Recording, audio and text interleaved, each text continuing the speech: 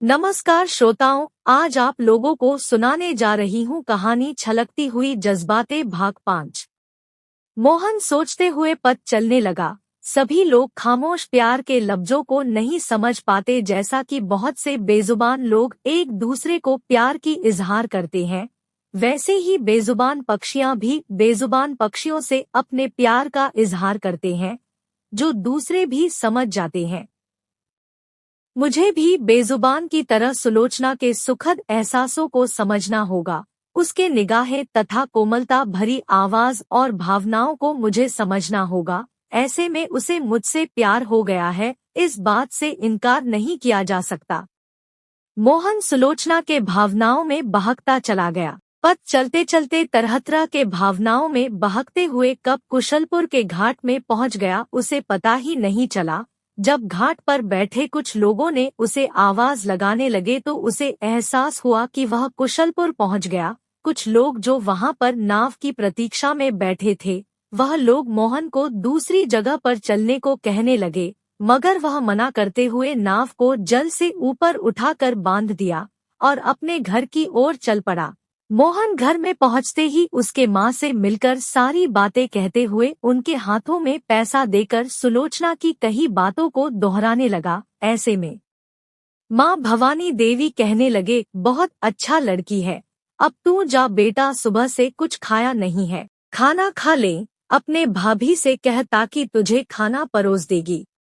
मोहन रसोई में पहुंचते ही जानकी भाभी कहने लगी, अरे देवर जी, आप अकेले? मैं तो अभी तक यही सोच रही थी कि शायद देवरानी जी को भी साथ में लेकर आएंगे, परंतु आप तो अकेला ही लौट आए।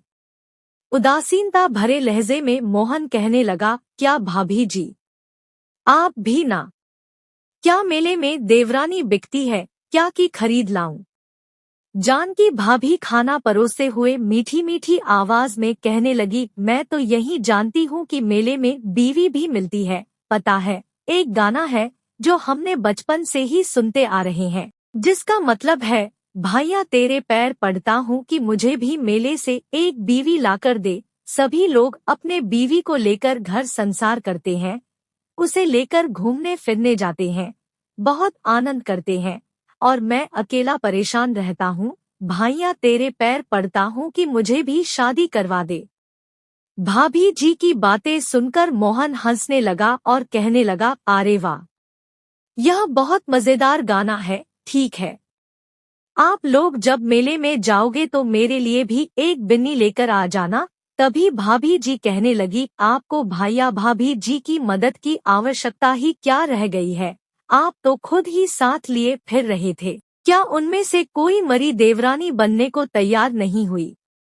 भावनाओं में आकर मोहन कहता है, रहने दीजिए भाभी जी, यह सब कहने की बातें हैं। ऐसे भला कोई किसी के साथ शादी करने की बातें थोड़े ही कहती है।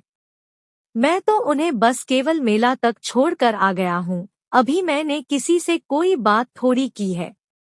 जवाब में भाभी जी कहने लगी, किसी से कोई बातें करने की जरूरत थोड़े ही होती है, पहले तो केवल नजरें बातें करती है, नजरें बातें करते करते दिल भी बातें करती है, और फिर एक दिन जुबा भी, और यही तो प्यार के गीत के पहला पंक्ति है। अब यह बताओ, वह लड़की जो कि नदी में गिर गई थी, शायद वह आंखों से आपसे कुछ पूछी होगी तो आपने आंखों से जवाब नहीं दिया होगा, ऐसे में गुस्से से वह नदी में कूद गई होगी, ऐसा है ना? भाभी जी के बातों में मोहन हंस पड़े और कहने लगे, अरे भाभी जी, ऐसा नहीं है, वह तो मुझसे दूर बैठी थी और आपस में गप्पे कर रही थी।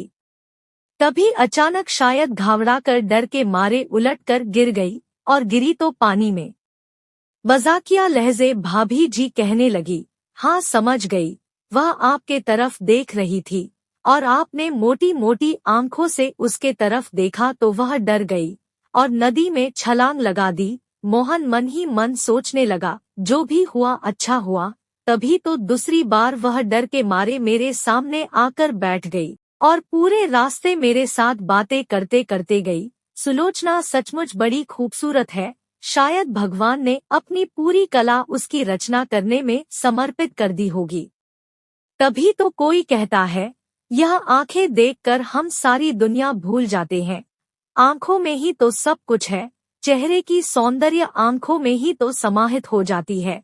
तभी तो किसी ने कहा, तेरी आंखों के सिवा दुनिया में रखा क्या है। यह उठे तो सुबह जागे, यह झुके शाम ढले। मेरा जीना मेरा मरना इन पलकों के तले। मोहन की खामोशी को देखकर जानकी भाभी जी फिर से मजाकिया लहजे में कहने लगी, आप किसकी याद में खो गए, नदी में गिरने वाले की याद में ना। मोहन फिर से खामोश रहकर किसी तरह का जवाब दिए बिना सुलोचना को लेकर सोचने लगा।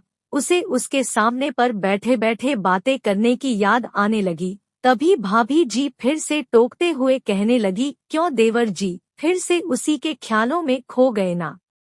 आपको तो घर में वापस आने की जरूरत नहीं था, वहीं 15-20 दिन तक मेले में डेरा जमा लेते ताकि उससे खुलकर बातें करते तथा घूमने फिरने की मौका भी मिल जाते।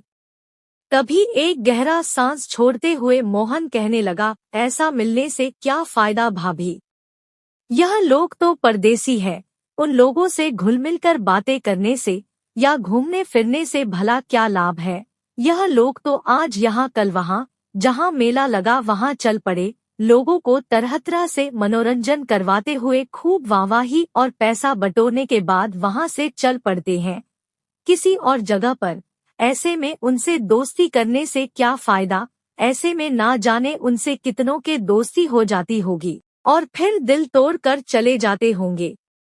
कल को मेरे साथ भी वही होंगे ना भाभी। भाभी जी बातों को ना बढ़ाते हुए चुपचाप रह गई, परंतु मोहन वहां से उठकर अपने कमरे में चला गया और सुलोचना को लेकर तरह तरह के भावनाओं में खो गया। दिन गुजर कर रात हो गई। मोहन कितना भी कोशिश करे परंतु पल भर भी सुलोचना को भुला नहीं पाता। कभी तो मन ही मन सुलोचना से दूर रहने की सोचता है, मगर पल भर में ही उसे सुलोचना के करुणा भरी आवाज में कहे बातें उसके कानों में गूंजती रहती है, आप आएंगे ना। उसे बार बार सुलोचना की छलकती हुई आंखों की याद आती रहती है और सुलोचना को लेकर जीवन भर का सपना देखता रहता है। ऐसे में मन ही मन सोचने लगता है, मैं कल मेले में जाऊंगा, परंतु शाम को नहीं सुबह को ही चला जाऊंगा, क्योंकि मेला तो सुबह से ही बसने लगेगी। ऐसे तो मेला सज भी गई होगी। बहुत से लोग तो सुबह को ही मेले में चलेंगे और दिन भर खरीद बेचने के बाद शाम को वापस घर में आ जाएंगे। ऐसे में सुबह खाना वगैरह खाकर मैं चल दूंगा। रास्ते में जो भी सवारियां वगैरह मिल जाएंगे उन्हें बिठा लेंगे, किराया भी मिल जाएंगे। अगर मौका मिला तो वहीं पर रह जाएंगे, अगर ठीक ठाक सा ना लगा तो वापस आ जाएंगे।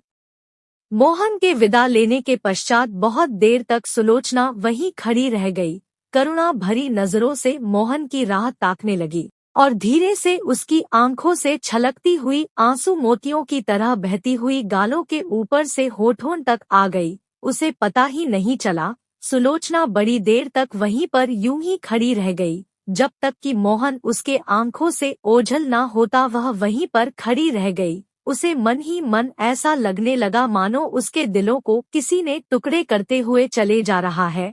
मन ही मन सोचने लगी, मोहन चला गया, काश वह फिर से वापस आ जाता और कभी वापस ना जाता।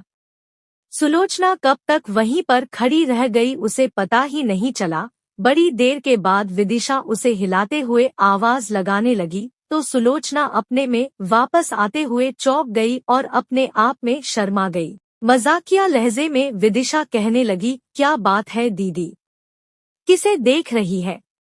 वह तो कब का चला गया और तुम उसे निहारती रह गई। ऐसे में ना चाहते हुए भी सुलोचना पीछे मुड़कर विदिशा के साथ टेंट की ओर चलने लगी, परंतु मन में मोहन के लिए व्याकुलता भरी हुई है जो उसे अंदर ही अंदर बहुत परेशान करने लगी, जिसे सुलोचना छुपाने की कोशिश भी करती रही। विदिशा उसे तरह तरह की बातें पूछने लगी, लेकिन सुलोचना किसी भी बातों का जवाब दिए बगैर चुपचाप रह गई और धीरे धीरे कैंप की ओर चलने लगी। मोहन के वियोग उसे अंदर से बहुत परेशान करने लगी, परंतु अपनी उतावलापन किसी से व्यक्त नहीं कर पाती। ऐसे में चुपचाप उसके लिए बनाए गए टेंट के अंदर जाकर बिस्तर पर तकिए की सहारा लेकर बैठ गई और मोहन के ख्यालों में खो गई।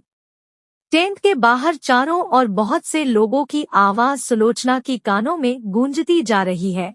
सुलोचना को मालूम है कि लोग अब भी टेंट लगाने में व्यस्त हैं। लोग अपना अपना सामान को व्यवस्थित करने में लगे हैं। सभी लड़कियों के लिए एक अलग से टेंट लगाई गई है, जिनमें सुलोचना है। तभी वहां पर सारे लड़कियां आ गई और कहने लगी, मास्टर जी तो कह रहे थे कि हमारे लिए स्कूल के अंदर रहने की बंदोबस्त की गई है, लेकिन यहाँ पर तो कुछ और है। समाप्त। कहानी के अगले भाग के लिए हमारे साथ बने रहिए। धन्यवाद।